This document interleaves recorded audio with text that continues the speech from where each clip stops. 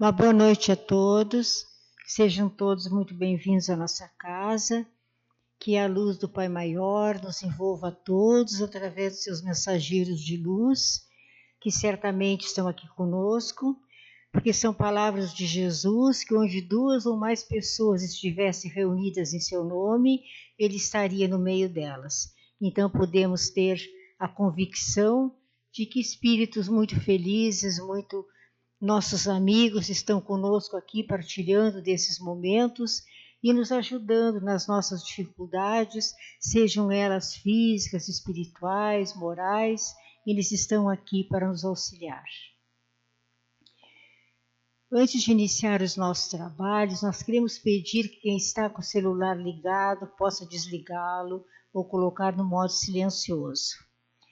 Também queremos com muita alegria convidar para a nossa 25ª Semana Espírita, que acontece no mês de abril, de 13 a 17 de abril.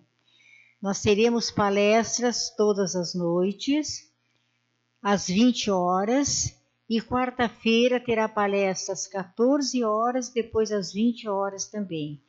No primeiro dia, na nossa abertura, dia 13, segunda-feira, a abertura vai ser com uma palestra pública do Cláudio Dávila, nosso conhecido já de Semanas Espíritas de Pelotas. Dia terça-feira, nós teremos a palestra pública com Luiz Alberto Silva dos Santos, que é de Guaíba, também nosso grande conhecido. Depois, quarta à tarde, será nossa companheira Luciara Leal, que fará a palestra A Fé que nos faz levantar. Quarta-feira à noite, nós teremos o nosso palestrante Bruno Godinho, que vem de Porto Alegre, do Centro Espírita Eterno Crescente.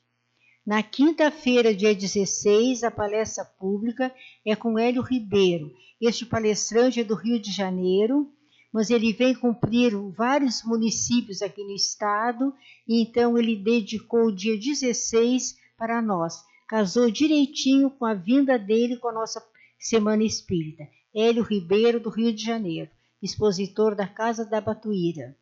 E sexta-feira, para encerrar, também é o nosso conhecido Velocino Camargo, de Porto Alegre, que vem com a palestra Superando os Desafios da Vida.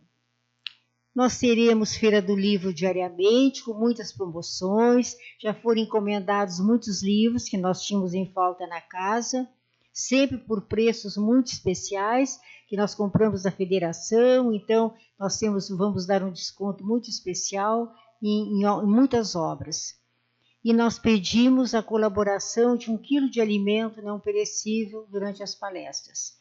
E o tema central da nossa Semana Espírita está lá em João 5,8. Levanta-te e anda. Então esperamos a participação de todos, que divulguem para suas famílias, seus amigos, que vai ser uma semana certamente de muito, muito aprendizado, de muita luz para os nossos corações. Do livro Fala com Deus, nos diz assim: Deus, o dia surge e com ele as minhas esperanças. Quero utilizá-lo com energias renovadas, pensamentos retos e vontade ajustada no bem. Faze ressoar dentro de mim, nestes instantes, os estímulos para amar, agir com determinação, fazer o melhor que puder, olhar as pessoas e os acontecimentos com sabedoria. O dia me responde de acordo com o modo como me coloco perante ele. Se tenho ânimo, bons objetivos e sadia disposição, ele se mostra receptivo, acolhedor e oferece coisas boas. Mas se conservo mágoas, tristezas e desânimos, ele não tem meios de ser agradável. Diante deste dia, Deus, abençoa o meu coração, para que ele seja grande, e a minha mente para que seja compreensiva e ágil. Obrigado, Deus, muito obrigado. Nosso Pai que estás em toda parte, santificado seja o teu nome, no louvor de todas as criaturas. Venha a nós o teu reino de amor e sabedoria. Faça-se a tua vontade, acima dos nossos desejos, tanto na terra quanto nos círculos espirituais. O pão nosso do corpo e da mente dá-nos hoje. Perdoa nossas dívidas, ensinando-nos a perdoar nossos devedores, com esquecimento de todo o mal. Não permitas que venhamos a cair sob os golpes da tentação de nossa própria inferioridade. E livra-nos do mal que ainda reside em nós mesmos, pois só em Ti brilha a luz eterna do reino e do poder, da glória e da paz, da justiça e do amor para sempre. Em nome de Deus, nosso Pai bendito, em nome de Jesus, nosso Divino Mestre, em nome dos amigos que compartilham conosco aqui essa noite, plano físico e do plano espiritual, damos por abertos os trabalhos, rogando do alto muita luz e muita paz. E para continuar os trabalhos desta noite, chamamos a companheira Marta para fazer as reflexões do Evangelho.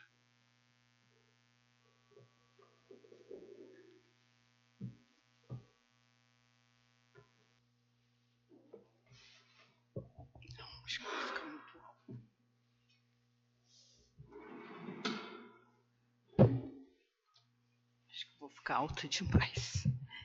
Então, queridos irmãos, nosso boa noite carinhoso a todos os presentes aqui, aqueles que nos acompanham dos seus lares, do seu trabalho, que possamos nos unir em pensamentos e vibrações, formando esta aura tão importante de paz, de serenidade, depois de um dia de tantos afazeres, de tantas inquietações de cada um de nós, mas que o Pai nos ampara e nos traz a este lugar para que aqui possamos recuperar as nossas energias, nos recolher no nosso quarto interior e buscar as respostas para tantas inquietações que a vida nos apresenta.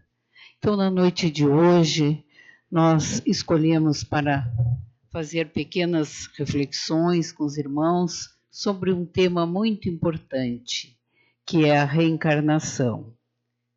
Então, nós fomos buscar lá no Evangelho e no Livro dos Espíritos alguns fundamentos importantes que nos servem de base para o nosso questionamento. E nós fomos lá no capítulo 4,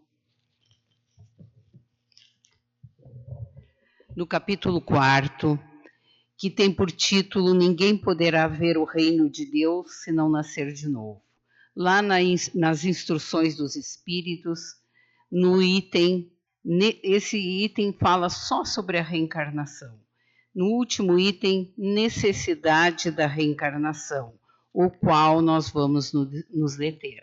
Mas vamos associar a ele outros temas importantes que também o Evangelho, nós sabemos, né, que é um jardim de flores e que, como disse muitos escritores, quando pegamos o Evangelho e lemos e refletimos o Evangelho, né, nós ficamos com perfume no coração, porque ele nos acalma, ele nos envolve, ele nos responde, ele nos explica as nossas inquietações. Então também nós associamos, só para os irmãos, depois se quiserem em casa procurar no Evangelho, capítulo 13, a caridade material e a caridade moral, o capítulo 17, que é cuidar do corpo e do espírito, e o capítulo 5, onde fala sobre o suicídio e a loucura. Então, nós fomos lá no Livro dos Espíritos, que é o nosso guia, né? O nosso material primeiro, lá na questão 132. Lá na questão 132, diz assim: objetivo da reencarnação. qual o objetivo da encarnação dos espíritos? E a resposta dos espíritos. Qual o objetivo da nossa encarnação? Por que nós reencarnamos? Ou por que nós encarnamos e reencarnamos? Deus lhes impõe a encarnação com o objetivo de fazê-los chegar à perfeição. Para alguns é uma expiação, para outros é uma missão. Todavia, para alcançarem essa perfeição, devem suportar todas as vicissitudes da existência corporal. Nisto é que está a expiação. A encarnação tem também outro objetivo, que é o de colocar o espírito em condições de cumprir sua parte na obra da criação. E aí eu fiquei me perguntando, para mim, o que nós hoje, no século XXI, estamos fazendo, né? Estamos contribuindo nessa obra da criação, que é tão linda, que é tão maravilhosa. Para realizá-la, para realizá-la é que em cada mundo ele toma um aparelho em harmonia com a matéria essencial desse mundo, cumprindo aí, daquele ponto de vista, as ordens de Deus, de tal sorte que, concorrendo para a obra geral, ele próprio se adianta. Depois tem uma notinha. A ação dos seres corpóreos é necessária à marcha do universo, mas Deus, em sua sabedoria, quis que, por sua mesma ação, eles encontrassem um meio de progredir e de se aproximarem dele. É assim que, por uma lei admirável de sua providência, tudo se encadeia, tudo é solidário na natureza. E depois, na pergunta 166, a alma que não alcançou a perfeição na vida corpórea, como acaba de depurar-se? E a resposta: suportando a prova de uma nova existência. Como a alma realiza essa nova existência? É por sua transformação como espírito. Depurando-se, a alma sofre, sem dúvida, uma transformação, mas para isso lhe é necessária a prova da vida corporal. A alma passa, pois, por várias existências corpóreas? Sim, todos nós passamos por várias existências físicas. Os que dizem o contrário pretendem manter-vos na ignorância em que eles próprios se encontram. Esse é o seu desejo. Parece resultar desse princípio que a alma, depois de deixar um corpo, toma outro, ou então ela se reencarna em novo corpo. É assim que se deve entender? A resposta é evidente. Qual é o objetivo da encarnação? Então ele responde também: expiação, aprimoramento progressivo da humanidade, sem que, onde estaria a justiça? É uma pergunta. Depois a pergunta 171. Fala sobre a justiça da reencarnação. Sobre o que está baseado o dogma da reencarnação? Sobre a justiça de Deus e a revelação, pois repetimos sempre, um bom pai deixa sempre aos seus filhos uma porta aberta ao arrependimento. Não lhe diz a razão que seria injusto privar para sempre da felicidade eterna todos aqueles cujo progresso não dependeu deles mesmos. É uma pergunta. Não são todos os homens filhos de Deus? Somente entre os egoístas se encontra a iniquidade, o ódio implacável e os castigos sem perdão. Todos os espíritos tendem à perfeição, e Deus lhes fornece os meios pelas provas da vida corpórea, mas em sua justiça lhes faculta realizarem novas existências, o que não puderam fazer ou concluir numa primeira prova. E continua, tem uma explicação muito linda e muito importante que os irmãos podem em casa ler. Essa é a pergunta 171 do Livro dos Espíritos. Mas voltamos para o nosso Evangelho. Então, lá no item 25 do Evangelho, deste capítulo, Necessidade da Encarnação,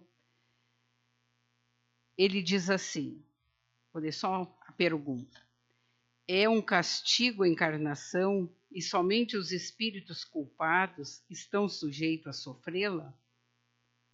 E aí Kardec comenta aqui, no livro, anota aqui, é uma comunicação de São Luís, Paris, 1859. É belíssima essa resposta de São Luís. A passagem dos espíritos pela vida corporal é necessária para que eles possam cumprir, por meio de uma ação material, os desígnios cuja execução Deus lhe confia. É-lhes necessária a bem deles, visto que a atividade que são obrigados a exercer lhes auxilia o desenvolvimento da inteligência. Sendo soberanamente justo, Deus tem de distribuir tudo igualmente por todos os seus filhos. Assim é que estabeleceu para todos o mesmo ponto de partida, a mesma aptidão, as mesmas obrigações a cumprir e a mesma liberdade de proceder. Qualquer privilégio seria uma preferência, uma injustiça, mas a encarnação para todos os espíritos é apenas um estado transitório. É uma tarefa que lhes impõe quando iniciam a vida, como primeira experiência do uso que farão do livre-arbítrio. Os que desempenham com zelo essa tarefa transpõem rapidamente e menos penosamente os primeiros graus da iniciação e mais cedo gozam do fruto dos seus labores. Os que, ao contrário, usam mal a liberdade que Deus lhes concede, retardam a sua marcha, e tal seja a obstinação que demonstrem, podem prolongar indefinidamente a necessidade de reencarnação, e é quando se torna um castigo. Então, meus irmãos, por esse texto, e por o que nós vimos, Deus não nos pune, Deus não nos castiga, Deus não nos impõe provas além das nossas forças e das nossas condições, mas como um Pai amoroso que é, Ele nos dá o livre-arbítrio para usar das nossas encarnações de acordo com o nosso entendimento, com a nossa evolução e com as nossas condições. E as nossas condições, elas têm que caminhar juntas, a nossa evolução moral e a nossa evolução material. Porque quando chegamos na espiritualidade, os atributos, as riquezas, os talentos que necessitamos são os talentos espirituais. Todo o resto, que é importante, porque enquanto encarnados, lá no capítulo 13, item 11, nos recomenda o Evangelho: cuidar do corpo e do espírito, cuidar dessa casa bendita que Deus nos deu e que nós, pela nossa imperfeição, pela nossa vaidade, pelo nosso egoísmo, não cuidamos dessa casa. Se nós formos nos analisar, quantas agressões nós fazemos ao nosso corpo físico, de todos os meios, até emocionais. Nos alimentamos mal, usamos mal as nossas energias, não cuidamos dos elementos essenciais que nos permitem ter um corpo mais saudável, ter um corpo com menos adoecimentos, e acabamos muitas vezes nos adoecendo o corpo inteiro, o nosso corpo material, o nosso perispírito e o nosso espírito. Quando adoecemos uma dessas faces da nossa essência, nós acabamos adoecendo as demais, porque sabemos que somos uma unidade, que nos completamos e que tudo que agredimos o espírito se reflete no perispírito. Tudo que agredimos o corpo se reflete no perispírito e também no nosso espírito. Nós somos um espírito encarnado, mas muitas vezes nós pensamos que somos, né, que não somos isso, que somos um corpo que tem um espírito e que é o corpo que comanda o espírito, quando na verdade nós sabemos que é o contrário, que nós deixamos esse corpo aqui e o nosso espírito continua imortal como sempre. E cuidar do corpo e do espírito é no sentido mais amplo que temos, principalmente cuidar da nossa vida, porque nós sabemos que quando morremos, né, quando desencarnamos, o nosso espírito não morre, ele continua mais vivo do que nunca.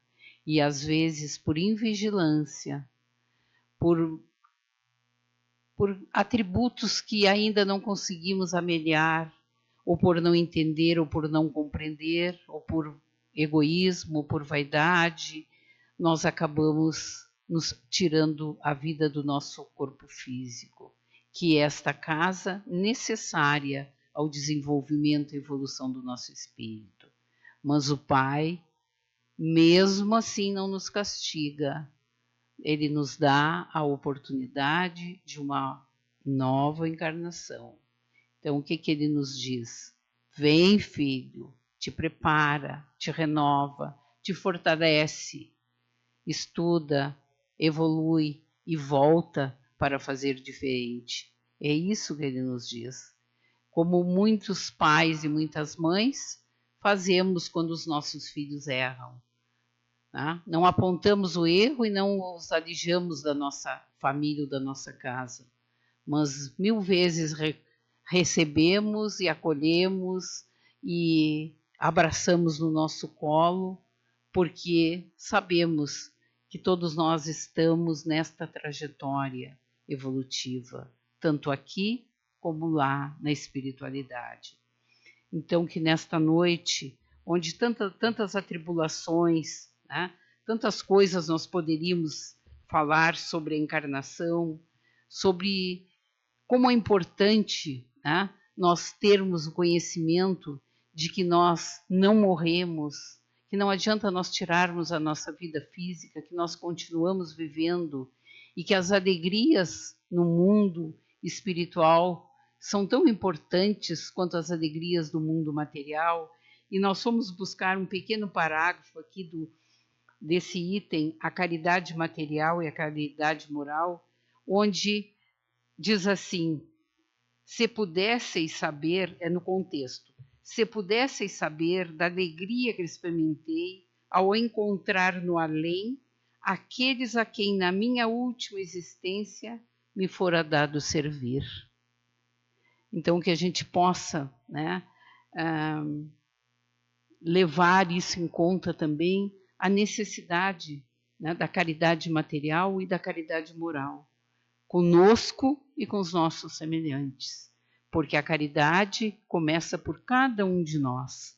Nós temos que ser caridosos muitas vezes conosco mesmo para podermos ser caridosos com os demais. Então, que a gente possa pensar sobre isso e que possa também levar isso para aqueles com os quais nós convivemos. Talvez se muitas pessoas que cometem o suicídio soubessem que nós não morremos, que nós continuamos vivos, talvez estivessem aqui conosco, não teriam cometido esse ato de desespero, né, de desesperança, de infelicidade que muitas vezes os nossos familiares, os nossos amigos, aqueles que estão bem perto de nós, eles cometem. Então, que neste mundo de provas e expiações, nós podemos sentir a responsabilidade de cada um por um mundo melhor, pelo mundo com mais paz, por um mundo com mais harmonia, com mais benevolência, com mais tolerância. E nós fomos buscar neste livro, Visão do Evangelho, um texto lindo que tem por título, para encerrar as nossas reflexões, que tem por título O Perfume do Evangelho. E que o Evangelho seja aquela flor, aquele perfume que inebria a nossa alma e que nos faz progredir sempre. Não importa cair, o importante é cair, do cair é o levantar. Que cada um de nós, quando se sentir caído, derrotado, cabisbaixo, entristecido, que possamos orar e pedir ao Pai a força para levantar. E esse texto, o subtítulo dele tem por frase: amai-vos uns aos outros como eu vos amei. Está em João 13:34.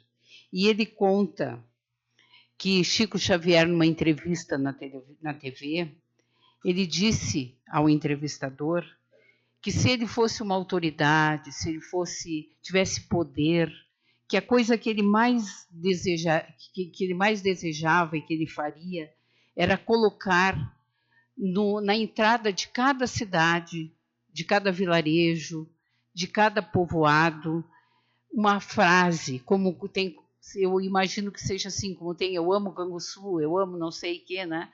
Que seria esse slogan que ele teria vontade de colocar na entrada dessas comunidades. E a frase é esta: amai-vos uns aos outros como eu vos amei. Que o maior desejo dele era este. E numa reunião mediúnica depois, Divaldo Franco recebe o espírito de Marco Prisco, e Marco Prisco também conta uma história muito linda que eu vou repetir, eu vou ler para os irmãos. Diz assim, parafraseando o querido Chico: se eu estivesse investido de poder que pudesse fazer prevalecer a minha vontade, eu decretaria que fosse colocado num local bem destacado de cada residência, de cada casa comercial, em cada logradouro, onde as pessoas se reunissem, a mensagem que nos foi mandada dos planos superiores da vida, através da mediunidade de Divaldo Franco, cuja autoria pertence a Marco Prisco, intitulada Desfavoravelmente. E eu fiquei intrigada com isto. E aí continuei. Em nossos estudos a respeito do Espiritismo, jamais encontramos uma página que exalasse o perfume do Evangelho de Jesus de forma tão intensa quanto esta. Não temos a menor dúvida de que se esses apontamentos tivessem chegado a Kardec, eles estariam também na codificação.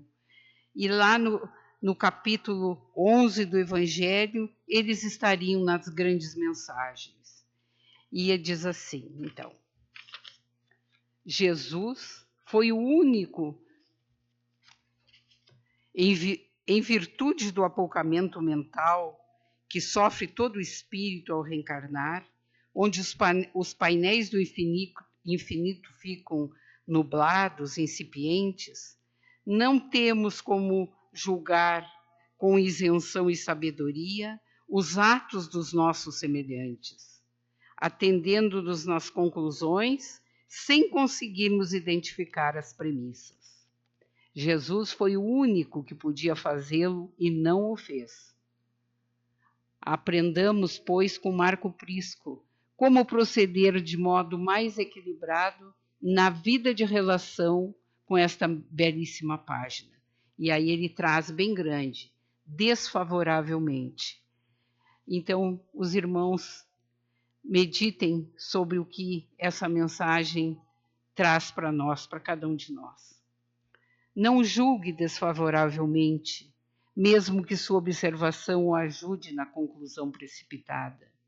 Você não pode pretender ter examinado o assunto sobre todos os ângulos. Muita coisa que você vê não é exatamente como você vê. Não comente desfavoravelmente, mesmo que tenha sobejas razões para fazê-lo. Você não sabe como se portaria se estivesse na posição do antagonista. O que você sabe, Não se deu como você sabe. Não pense desfavoravelmente, mesmo que encontre apoio na atitude de todos. Você não conhece o assunto com a consideração devida. O que você conhece não expressa a realidade como você pensa. Não informe desfavoravelmente, mesmo que você esteja senhor do assunto. Você não dispõe de possibilidades para prever as mudanças que se operam no minuto. O de que você está informado não é conhecimento bastante para que você informe como foi informado. Não opine desfavoravelmente quando você puder ajudar, só porque muitos são contra. Você não pode discordar somente para agradar a maioria. O que de você tem notícia não se passou como lhe disseram. No dia do julgamento de Jesus Cristo, a multidão julgava, comentava, pensava, informava e opinava desfavoravelmente a ele. Crucificado, deu ganho de causa aos assassinos e perseguidores. No entanto, o material com que o julgaram e as testemunhas que o acusaram não representavam a verdade, porque enquanto todos estavam ligados aos interesses inconfessáveis do mundo, desejava alijá-lo da terra. Ele, que era senhor do mundo, ficou, porém, em silêncio, fiel ao Supremo Pai, porfiando até o fim. Então, meus irmãos, nesse mundo, né, de tanta turbulência, de tantas mensagens, de tantas fake news, de tantos desafios, de tantas violências, né, e a gente comenta e fala e julga, então esta mensagem é linda e serve para este momento em que nós estamos vivendo, para que nós também tenhamos um pouco mais de cautela, um pouco mais de paz, para também divulgar aquilo que nós sabemos e que nós ouvimos e que nós vemos. E que nesta encarnação nós possamos aprender esta mensagem. Se cada um de nós botasse em prática essa mensagem, o mundo seria diferente. O nosso lar seria diferente. Então, como disse o autor do livro, que o perfume do Evangelho possa perfumar o coração de cada um de nós essa noite e que possamos sair daqui cientes que nós somos seres imortais, que nós não morremos, que nós estamos de passagem, que nós voltaremos e que certamente nós seremos melhores do que hoje. Que a paz do Cristo nos envolva e nos dê esse discernimento necessário para que cada um de nós possa ser feliz como nós planejamos como fizemos no nosso planejamento reencarnatório.